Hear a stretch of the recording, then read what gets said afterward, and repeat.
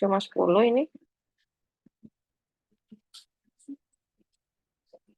Karena saya sambil lagi di luar, eh, mungkin saya langsung aja kali ya, supaya lebih cepat. Teman-teman minta langsung join aja ya, karena ini juga udah jam 8 lewat 12 menit. Suara saya kalau keputus-putus atau tiba-tiba terputus, langsung japri saya ya, Gita ya.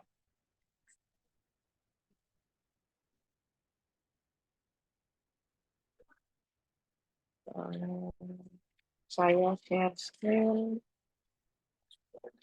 mana ya?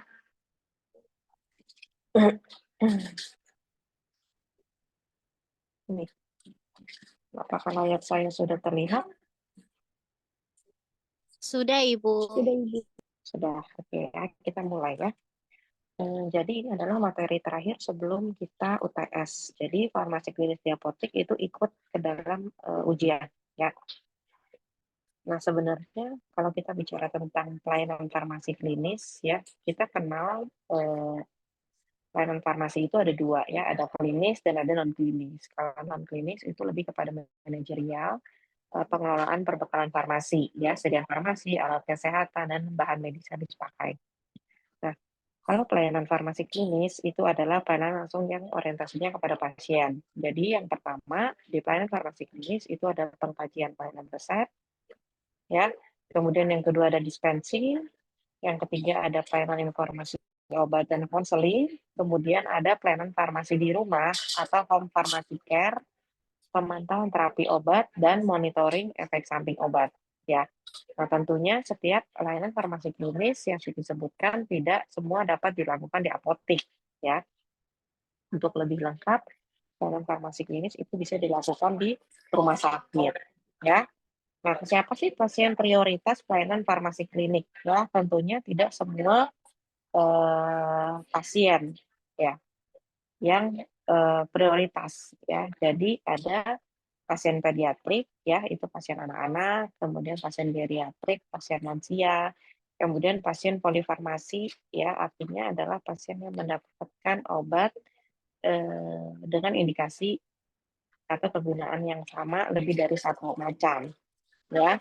Biasanya pasien polifarmasi itu yang mendapat resep yang dalam satu resep berisi 5 sampai 7 item obat yang di dalamnya ada duplikasi ya. Kemudian pasien yang mendapatkan obat dengan indeks terapi sempit. Contohnya apa dengan indeks terapi sempit? Apa contohnya obat dengan indeks terapi sempit?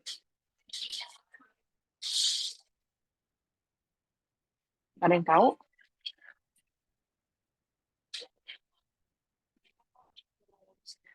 Elvilin, ya.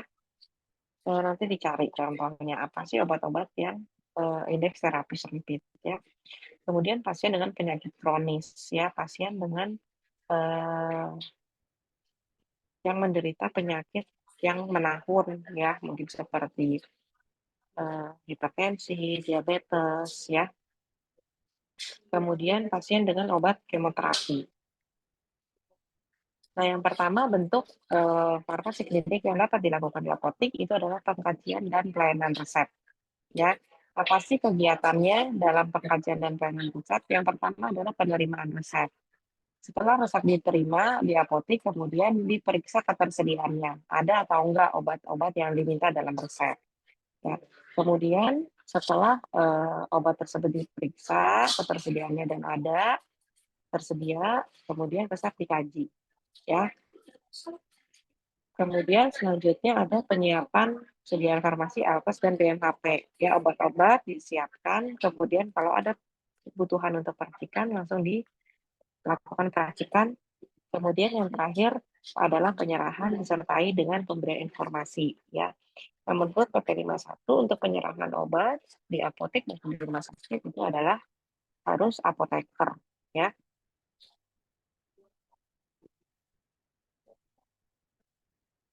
Nah, untuk pengkajian dan pelayanan resep, tujuannya apa sih dilakukan pengkajian resep? Ya, tujuannya yang pertama adalah untuk menganalisa adanya masalah yang terkait dengan obat. Ya, ketika resep tersebut dikaji terlebih dahulu, tentunya akan ditemukan apabila terjadi masalah yang terkait dengan obat ya, atau istilahnya drug related problem. Ya, contohnya apa aja? Seperti dosis yang terlalu tinggi, dosis yang terlalu rendah, atau obat tanpa indikasi, indikasi tanpa obat, ya. Pasiennya demam, tetapi tidak ada diberikan obat demam, ya, atau sebaliknya. Ya, adanya interaksi obat, adanya reaksi obat yang tidak diinginkan, ya, itu adalah masalah-masalah terkait obat atau kita istilahnya DRP, drug related problem, ya. Kemudian tujuan yang kedua adalah mencegah terjadinya kesalahan pemberian obat atau medication error, ya. Resep dikaji, ya. Kemudian setiap langkah kegiatan pelayanan resep dari langkah pertama sampai langkah keenam semestinya dilakukan oleh orang yang berbeda, ya. Tujuannya agar mencegah terjadinya kesalahan pemberian obat, ya. Kemudian manfaatnya apa? Meminimalisir resiko klinis, finansial, dan legal. Pelaksananya dalam pelayanan pengkajian resep itu bisa apoteker dan yang kedua TTK, ya. Untuk tenaga teknis kefarmasian, kewenangannya terbatas administrasi dan farmaseutik, ya. Jadi dalam pengkajian resep itu harus memenuhi 3 persyaratan, yaitu persyaratan administrasi, persyaratan farmaseutik, dan persyaratan farmakologi, ya. Nah, kemudian apa aja alat dan bahan yang dibutuhkan dalam pelayanan dan pengkajian resep? Yang pertama tentu saja resep, kemudian nomor resep, kemudian form pengkajian, ya. Ada form pengkajian resep atau biasa sudah dibuat capnya, jadi tinggal checklist, ya. Kemudian ada komputer, kalkulator untuk menghitung, kemudian alat tulis, software atau buku referensi, kemudian SPO, pengkajian dan pelayanan. Ya, untuk pengkajian resep itu harus memenuhi 3 persyaratan, persyaratan administrasi, persyaratan farmaseutik, dan persyaratan klinik atau farmakologi, ya. Jadi untuk eh, tenaga teknis kefarmasian itu wewenang masih terbatas hanya kepada persyaratan administrasi dan farmaseutik yang diperiksa dalam pengkajian, ya. Untuk klinik ini biasanya wewenang apoteker. Nah, apa sih yang harus termuat, ya, yang harus terpenuhi dalam persyaratan administrasi dalam pengkajian resep? Yang pertama adalah identitas pasien lengkap, ya. Jadi ada nama pasien, alamat, kemudian usia atau tanggal lahir, jenis kelamin, berat badan, ya, khususnya untuk pasien pediatrik, geriatrik, pasien kemo, pasien gangguan ginjal, epilepsi, gangguan hati, pasien bedah, ya. Dan kemudian informasi tentang tinggi badan untuk pasien pediatrik dan pasien kemo. Kemudian ada juga identitas dari dokter, ya. Ada nama dokter, kemudian ada nomor SIP, kemudian ada alamat praktek dokter, untuk legalitas. Kemudian ada tanggal resep, dan kemudian ada informasi ada tidaknya alergi. Kemudian yang kedua, dalam pengkajian resep tentunya harus memenuhi persyaratan farmaseutik. Nah, apa aja sih persyaratan farmaseutik? Yang pertama ada nama obat, bentuk dan kekuatan sediaan, dan jumlah obat, ya. Kemudian ada signa, aturan dan cara pembuatan. Kemudian ada diperiksa untuk stabilitas dan OTT, ya, obat tidak tercampur. Kemudian ada tidak ada singkatan yang tidak baku, ya. Jadi persyaratan dalam penulisan resep itu harus menggunakan singkatan yang baku yang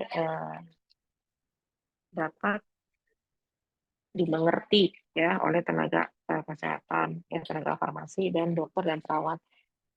Kalau memang ada yang membingungkan, klarifikasi ke dokter, bisa ditelepon rumah sakitnya, berbicara dengan dokternya langsung atau melalui perawat, ya. Nah, kemudian apa yang harus dipenuhi dalam persyaratan klinis di pengkajian resep? Ya, ada ketepatan indikasi, obat, dosis, waktu atau jam penggunaan. Ya, diperiksa apakah indikasinya sudah tepat, obatnya sudah tepat, dosisnya sudah tepat, waktu dan jam penggunaan obat sudah tepat. Kemudian yang perlu diperiksa yang kedua adalah duplikasi pengobatan. Apakah dalam satu resep tersebut terdapat duplikasi pengobatan? Ya, untuk pengobatan dengan gejala yang sama, tetapi ada duplikasi obat yang diberikan, yaitu harus diperiksa. Kemudian ada alergi dan reaksi obat tidak dikehendaki, ya. Tadi dalam persyaratan administrasi itu ada dalam persyaratan farmaseutik itu ada tidaknya alergi, ya. Nah, itu diperiksa lagi apakah di dalam obat yang diberikan dalam resep itu mengandung zat aktif yang eh,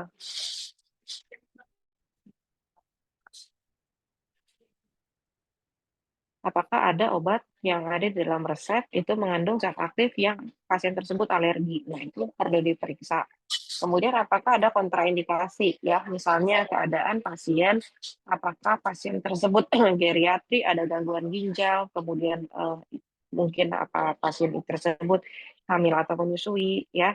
Jadi banyak obat-obatan yang dikontraindikasikan untuk pasien-pasien tersebut gitu. Jadi perlu diperiksa. Kemudian apakah ada interaksi obat. Nah, ini bagaimana cara pelaksanaannya? Ya, suara saya masih terdengar ya? Terdengar, Bu. Terdengar ya, bisa ikutin ya.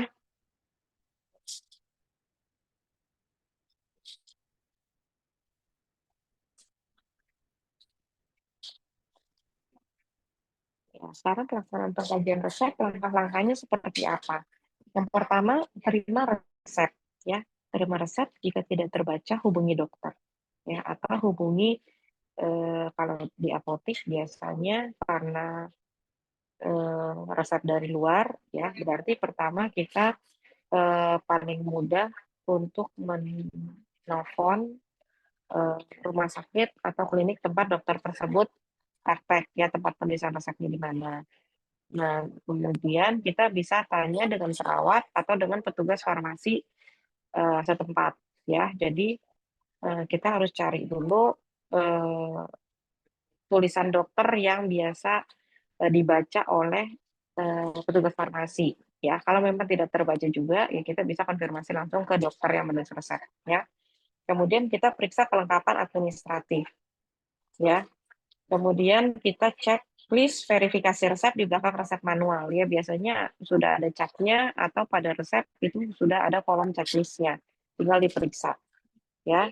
Checklist kolom, ya. Kemudian konfirmasi dokter jika perlu, ya. Jadi kalau memang ada dosis yang terlalu tinggi atau durasi pemakaian yang tidak semestinya, ya ada duplikasi obat, ada obat yang mengandung alergi dan lain sebagainya. Nah, itu dikonfirmasi ke dokter, ya. Hasil konfirmasi dicatat di resep, posisinya jam berapa, tanggal berapa, dengan dokter siapa, ya.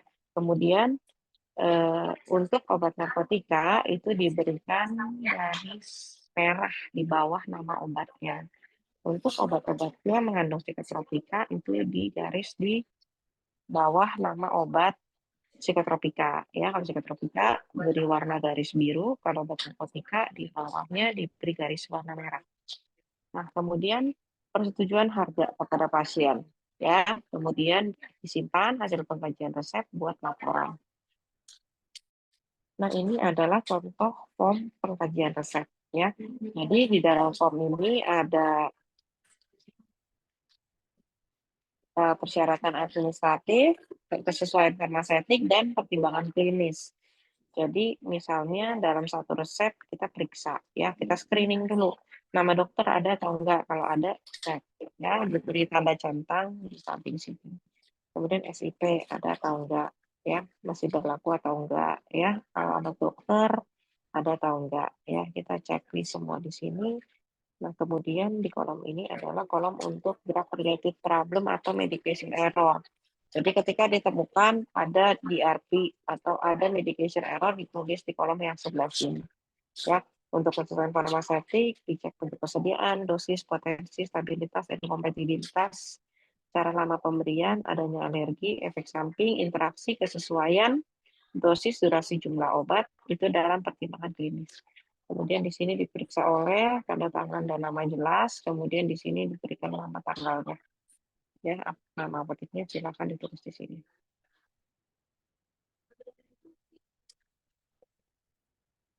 Kemudian ada yang selanjutnya, pelayanan farmasi klinis adalah dispensing. Ya, tujuannya apa dispensing? Yaitu menyiapkan, menyerahkan, dan memberikan informasi obat kepada pasien. Manfaatnya apa? Faktor yang pertama itu adalah menyiapkan obat sesuai dengan tata cara dispensing yang baik, mencegah terjadinya medication error fase dispensing, dan memastikan penggunaan obat yang rasional. Pelaksananya apotek dan PPK. Alat dan bahan yang dibutuhkan itu ada resep, ada komputer, ada kalkulator, alat tulis, software, alat meracik obat, ya, kemudian perlu etiket dan perlu alat pengemas obat. Nah, langkah pelaksanaan dispensing itu seperti apa? Yang pertama, menyiapkan obat sesuai dengan permintaan resep, ya. Nah, ketika menyiapkan obat ini dilakukan oleh satu orang, ya. Kemudian melakukan peracikan obat jika diperlukan, ya. Kemudian ini juga dikerjakan oleh satu orang, ya. Memasukkan obat ke dalam wadah yang tepat, ya. Memeriksa ulang, ya. Selalu di cross check, selalu di double check, ya. Apakah obat sudah sesuai dengan permintaan. Nah, kemudian panggil nama atau nomor tubuh pasien, kemudian periksa ulang identitas dan alamat pasien agar tidak terjadi kesalahan pasien. Ya. Kemudian pastikan 5 tepat, ya, tepat obat, tepat pasien, tepat dosis, tepat rute, dan tepat waktu pemberian. Kemudian memberikan informasi obat dan meminta nomor kontak pasien kalau perlu alamat, ya, untuk obat yang mengandung narkotika dan psikotropika. Pada resep itu harus dituliskan nama, nomor telepon, dan alamat pasien di belakang resep, ya. Kemudian menyimpan dan mengarsip resep sesuai ketentuan, ya. Nah, ini adalah contoh catatan pengobatan pasien yang dibuat oleh apoteker, ya. Jadi ini ada nama, jenis kelamin, usia, alamat, dan nomor telepon. Kemudian di sini diisi untuk obatannya, ya. Ada tanggal, nama dokter, nama obat, dosis, cara pemberian, dan catatan pelayanan. Kemudian yang selanjutnya dalam kunjungan farmasi klinis yang dapat dilakukan di apotek adalah pelayanan informasi obat. Ya, tujuannya apa? Yang pertama menyediakan informasi mengenai obat, ya. Kemudian yang kedua menyediakan informasi untuk membuat kebijakan yang berhubungan dengan obat, menunjang penggunaan obat yang rasional. Ya, jadi informasi obat itu penting untuk disampaikan kepada pasien karena kurangnya informasi itu dapat menyebabkan medication error, ya. Pasien bisa salah minum obat akibat kurangnya informasi dari petugas farmasi. Nah, manfaatnya apa? Manfaatnya ini ada 4, ya. Yang pertama adalah promotif, yaitu peningkatan kesehatan. Kemudian yang kedua ada informasi yang dapat disampaikan untuk pencegahan penyakit atau preventif, ada yang untuk penyembuhan atau kuratif, ada yang untuk pemulihan atau rehabilitatif. Pelaksananya adalah apoteker, sasarannya siapa? Pasien dan keluarganya, kemudian tenaga kesehatan, dokter, dokter gigi, apoteker, tenaga teknis kefarmasian, kemudian pihak lain, manajemen, dan lain-lain. Jenis kegiatannya apa? Untuk pelayanan informasi obat, selain informasi obat yang perlu diberikan pada saat penyerahan obat kepada pasien. Ya, kegiatan pelayanan itu bisa menjawab pertanyaan baik lisan maupun tulisan, bisa secara aktif, ya, memberikan informasi kepada pasien melalui penerbitan buletin, ya, penerbitan brosur-brosur dan leaflet, ya, atau memberikan penyuluhan kepada masyarakat. Kemudian memberikan informasi dan edukasi kepada pasien, ya, ada pembelajaran, pelatihan, keterampilan, ya, yang dapat diberikan kepada pasien maupun kepada mahasiswa farmasi yang sedang praktek profesi. Ya, jadi ketika di apotek tersebut ada mahasiswa farmasi yang sedang melakukan praktek profesi atau sedang praktek kerja lapangan, nah itu bisa juga diberikan pengetahuan dan keterampilan, ya. Kemudian melakukan penelitian penggunaan obat, ya, membuat makalah dan membuat program jaminan mutu. Tahapan pelaksanaan layanan informasi obat. Nah, tahapannya seperti apa? Yang pertama adalah apoteker menerima dan mencatat pertanyaan. Jadi jika ada pertanyaan yang disampaikan oleh uh, pasien atau keluarga pasien atau masyarakat, nah itu apoteker akan membantu dan mencatat, ya. Eh, Pertanyaan yang diajukan itu bisa melalui telepon, bisa melalui WA, ya, atau tatap muka.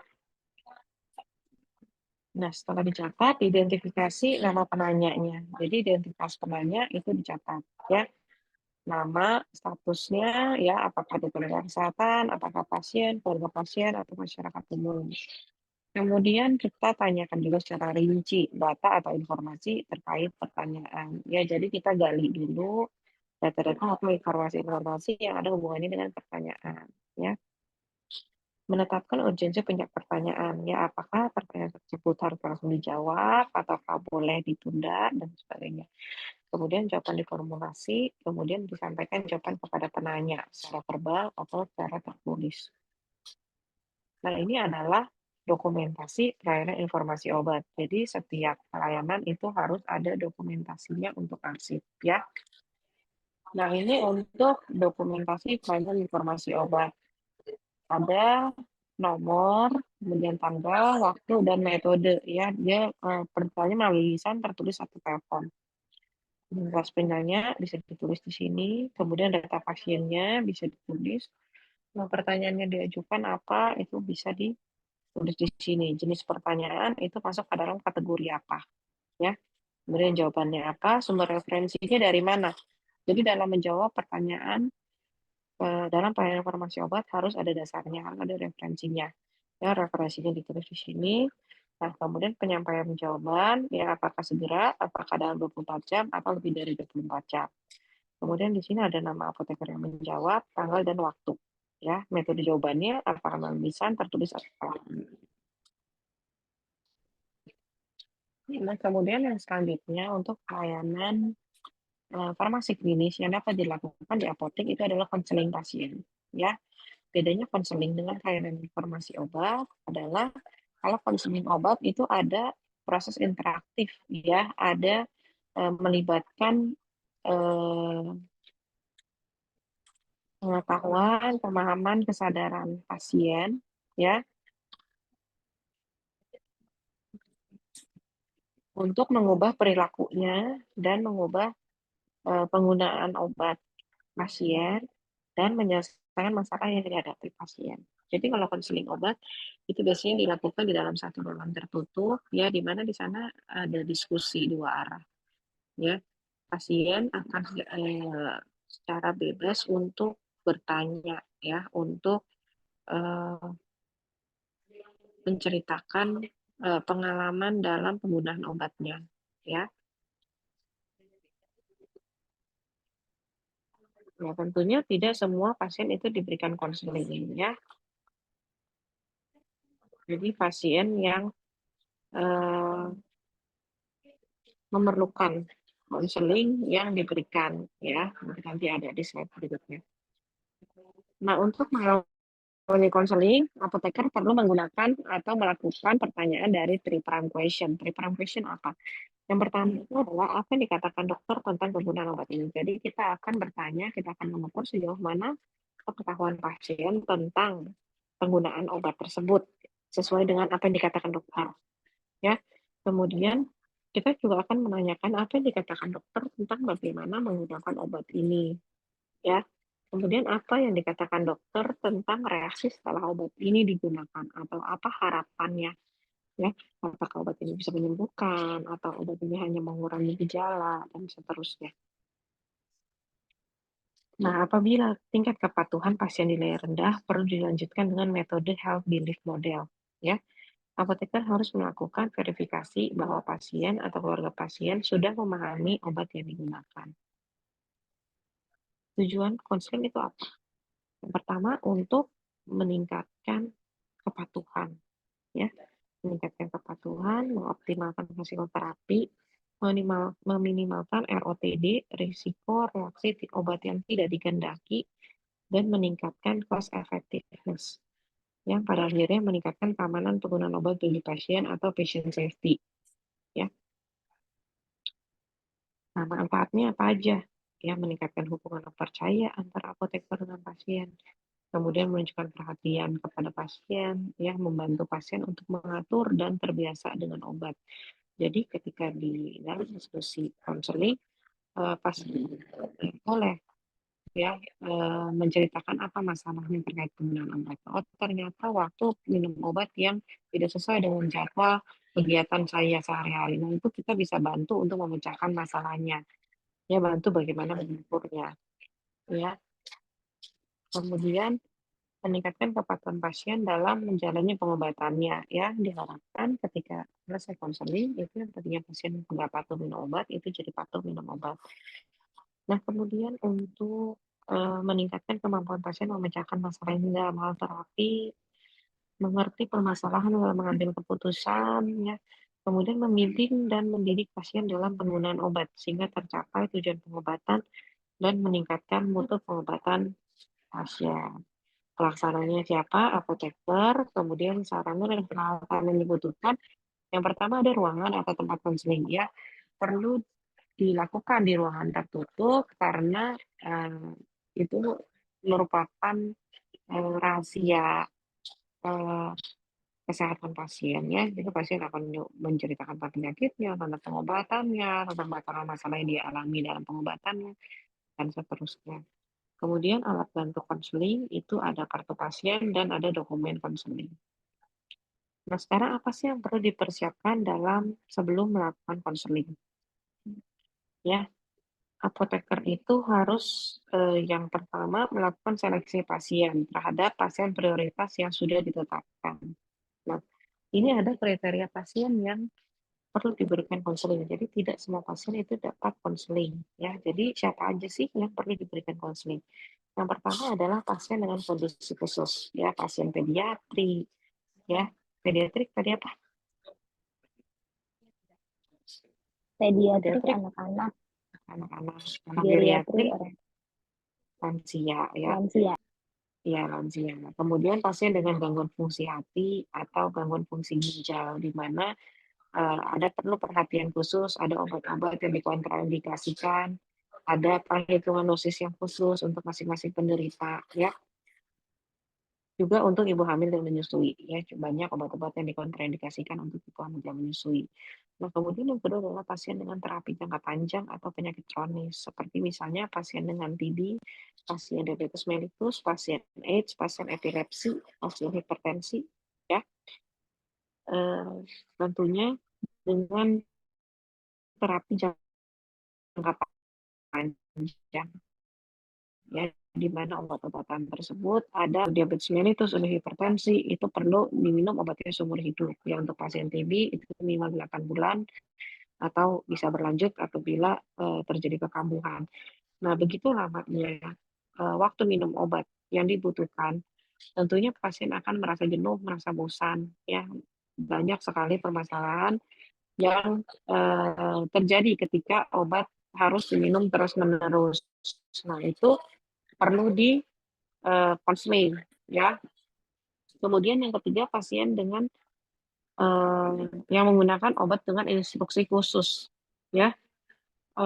Penggunaan kortikosteroid, ya, misalnya prednison itu dengan tapering down atau tapering off, ya. Jadi maksudnya dalam penggunaan obat-obat kortikosteroid di mana efek sampingnya itu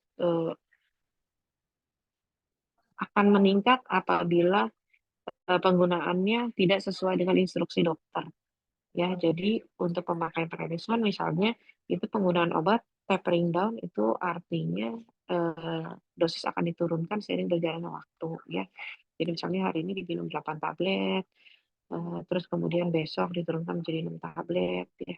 Kemudian 4 tablet, ya, sampai akhirnya berhenti, ya. Itu juga perlu di konseling. Kemudian pasien dengan eh, indeks terapi sempit, ya. Maksudnya indeks terapi sempit tahu nggak apa? Apa artinya indeks terapi sempit?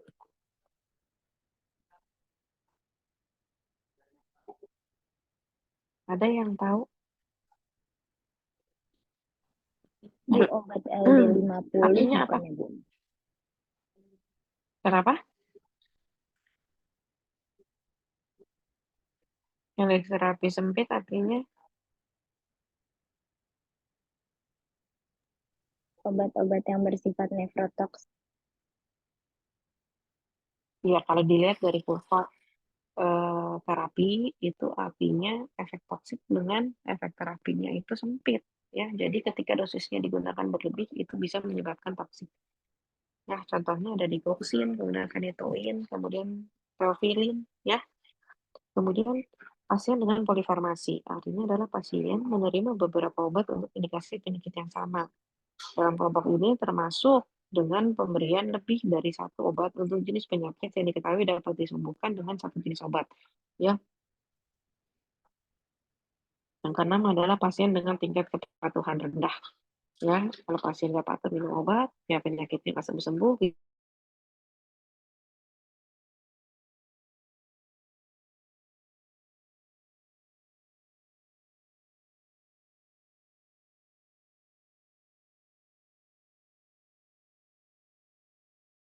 apoteker dengan pasien ada pembukaan. Kemudian yang kedua, menulis identitas pasien. Ya, kemudian jika ada informasi tambahan terus di keterangan, kemudian menemui pasien atau keluarga di ruang rawat atau di ruang konseling. Ya, memastikan identitas pasien, mengidentifikasi dan membantu menyelesaikan masalah terkait terapi obat, menilai pemahaman tentang penggunaan obat. Yang pertama tadi melalui pertanyaan-pertanyaan yang ada di dalam treatment question. Kemudian menggali informasi lebih lanjut dengan memberi kesempatan kepada pasien untuk mengeksplorasi masalah penggunaan obat. Ya, jadi digali informasinya. Sebenarnya apa masalahnya dalam penggunaan obatnya. Ya. Kemudian memberikan penjelasan kepada pasien untuk menyelesaikan masalah penggunaan obat. Ya, jadi kita bantu pecahkan masalah pasien, memberikan informasi dan edukasi ya pada pasien, terutama untuk obat-obat yang akan digunakan secara mandiri oleh pasien seperti indikasi, dosis, cara minum, hasil terapi yang diharapkan, cara penyimpanan, efek samping obat yang perlu diketahui dan hal-hal lain yang harus diperhatikan. Misalnya harus eh, apa bisa efek sampingnya bisa ngantuk atau kalau menggunakan rifampicin nanti urinnya berwarna merah ya itu pasien perlu tahu ya. Jadi biasanya ketika kita menemukan pasien yang hendak diberikan konseling itu obat-obat tidak diberikan di meja penyerahan obat tetapi dibawa ke ruang konseling. Jadi ketika di konseling pasien itu penyerahan obat dilakukan di sana gitu ya nih yang ada poin 10. Ya, kemudian kita minta pasien atau keluarga pasien mengulangi penjelasan terkait penggunaan obat yang disampaikan.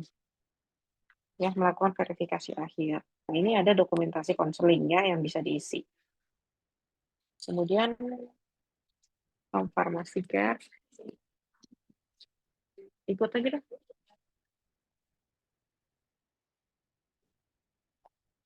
Bentar ya. Oke, farmasi care ya dikit lagi ya. Nah, home pharmacy care itu adalah pelayanan informasi di rumah ya. Tujuannya tercapai keberhasilan terapi, terlaksananya pendampingan pasien oleh apoteker, terwujudnya komitmen keterlibatan kemandirian pasien dan keluarga, terwujudnya kerjasama profesi. Manfaatnya kalau bagi pasien ya terjaminnya keamanan, efektivitas, keterjangkauan biaya pengobatan, meningkatkan pemahaman, terhindari reaksi obat yang tidak diinginkan, terselesaikan masalah. Bagi apoteker yang mengembangkan kompetensi apoteker, pengakuan profesi apoteker, terwujudnya kerjasama. Nah, ini ada kriteria pasien yang dilayani home pharmacy care.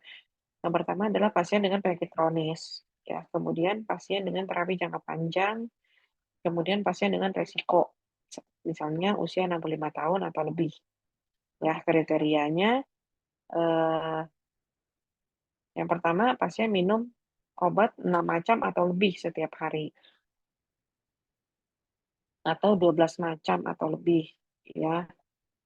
Atau pasien minum salah satu dari 20 macam obat yang diidentifikasi tidak sesuai dengan geriatrik. Ya, misalnya obat-obatan seperti diazepam, indomethacin, lorazepam, dan sebagainya, kalian baca nanti di sini. Ya, pasien dengan 6 macam diagnosis atau lebih. Jadi biasanya untuk pasien lansia, ya udah terjadi komplikasi, ya, di mana fungsi fisiologisnya sudah menurun ya. Nah, tentunya banyak regimen terapi yang akan membingungkan ya. Jadi kita kunjungan kepada pasien tersebut di rumah, mungkin kita bisa bicara juga dengan keluarganya atau dengan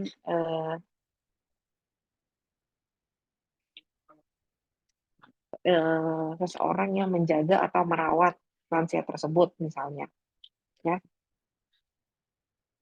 Layanannya itu seperti penilaian masalah yang berhubungan pengobatan ya, identifikasi identifikasi kepatuhan ya, penyediaan obat dan alat kesehatan yang dibutuhkan, pendampingan pengelolaan obat ya, misalnya cara pemakaian obat asma, bagaimana cara menyimpan insulin, bagaimana eh, cara menyimpan oksigen, bagaimana cara menggunakannya ya, atau pasien yang perlu nebulasi, bagaimana cara menggunakannya, obat-obat apa yang dibutuhkan, bagaimana cara pencampurannya ya. Kemudian misalnya pasien membutuhkan insulin ya dalam pengobatannya, itu kita bisa sampaikan juga bagaimana cara menggunakannya, penyimpanannya ya.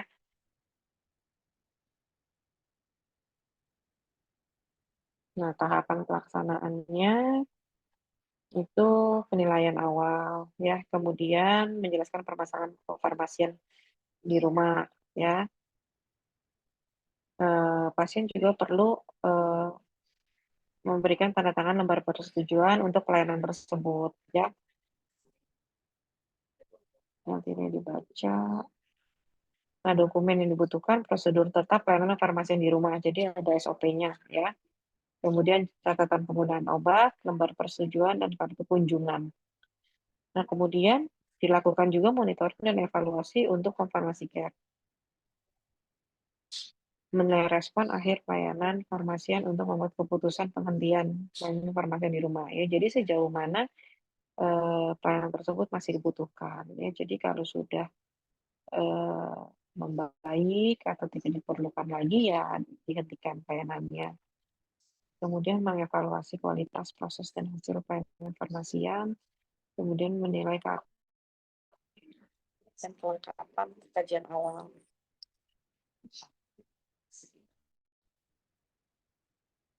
Nah, ini ada dokumentasi. Ini suara saya masih aman?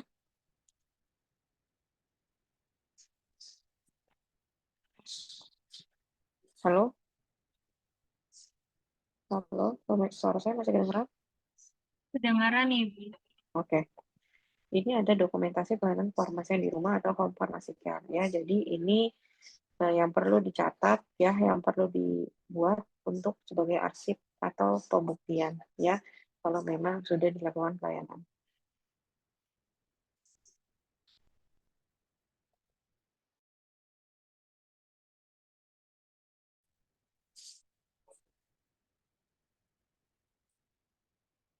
Dan monitoring efek samping yang terakhir ya.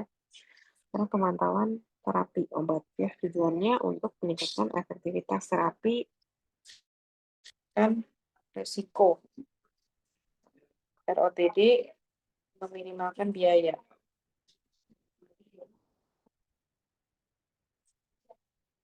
Ya, manfaatnya memastikan bahwa seseorang pasien mendapat terapi obat yang efektif. PTO dilakukan oleh apoteker. Ya. Nah, ini seleksi pasiennya, tidak semua pasien dipantau terapi obatnya. Jadi untuk obat-obat yang dipantau itu adalah yang punya indeks terapi sempit, yang bersifat nefrotoksik, kemudian sitostatik, antikoagulan, ya, obat kardiovaskular, ya, obat yang sering menimbulkan ROTD. Ya, pelaksanaannya dipilih sesuai kriteria, memastikan kebenaran identitas. Kemudian identifikasi masalah terkait obat, menentukan prioritas, kemudian ada rekomendasi atau tindak lanjut.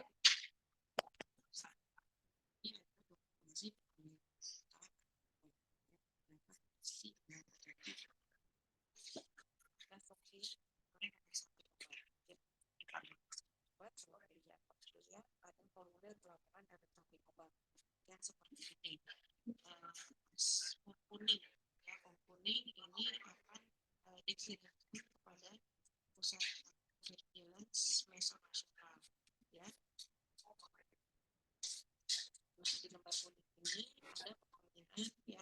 diisi ya, terus kemudian disertakan dengan identitas penderita dan kemudian disampaikan efek samping yang terjadi, apa masalahnya. Ibu, Bu Hani, Obat-obatan yang menyebabkan efek samping tersebut ini diisi. Bu Hani, Ya. Nah, manfaatnya apa monitoring efek samping itu supaya ada dan efek samping sebagai dasar pelaksanaan. Bu Hani, maaf suaranya nggak terdengar, Bu. Nggak jelas. Pelaksananya adalah apoteker. Nah, persiapannya ada data efek samping, preferensi efek samping, resep obat pasien dan kelas kerja. Pelaksanaannya bagaimana? Bu Hani, Pasien yang mempunyai resiko tinggi mengalami efek samping obat. Monitoring efek samping obat. Bu Hani, Efek samping dialami oleh pasien itu dilaporkan, ya. Bu Tapi Hani, untuk efek samping yang baru ditemukan atau seharusnya efek samping tersebut tidak terjadi pada pasien, ya. Jadi nanti diisi form kuning ini kemudian dikirim, ya. Dengeran? Ibu Nggak tadi begitu suaranya jelas, Ibu, nggak suaranya. kedengeran, Bu. Ibu, Ya. suaranya nggak terdengar jelas, Bu, dari tadi. Aduh, dari kapan nggak terdengar jelas? Yaudah nanti dibaca aja deh ya, soalnya saya lagi di rumah sakit juga, ya. Jadi untuk efek samping nanti dibaca aja, ya. Ya udah, mungkin saya cukupkan dulu aja sampai di sini ya. Nanti untuk materi saya kirim. Untuk bahan UTS nanti sampai di sini ya. Untuk prapotekan nanti UTS-nya itu ada 40 soal pilihan ganda dibuat oleh tim ya. Soalnya nggak jauh-jauh dari materi, jadi pelajari aja ya.